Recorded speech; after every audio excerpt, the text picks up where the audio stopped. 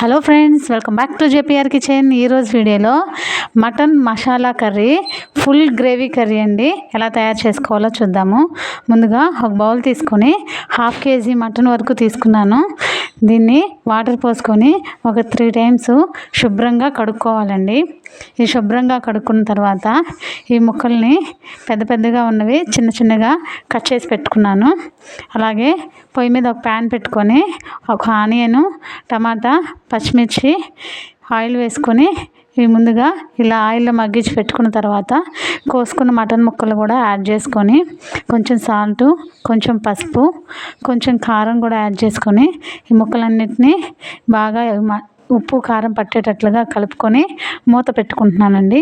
ఇప్పుడు ఈలోపు మసాలాకు కావాల్సినవి కొబ్బరి, అల్లం, వెల్లుల్లి, ఒక పెద్ద ఆనియన్, ఒక టమాటా, అలాగే 2 tablespoons ధనియాలు, చెక్క, లవంగ, వీటిని ముందు మిక్సీ పట్టుకోవాలి.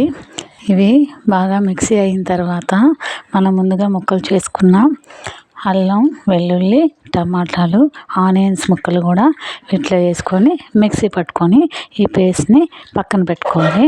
ఇప్పుడు మటన్లో ఉన్న వాటర్ అంతా బయటకు వచ్చింది కదా, ఇప్పుడు ముందుగా మిక్సీ పట్టుకున్న ఆ మసాలా పేస్ట్ని కూడా యాడ్ చేసుకొని కొంచెం వాటర్ కూడా పోసుకొని కొంచెం ఉడకనిద్దామండి.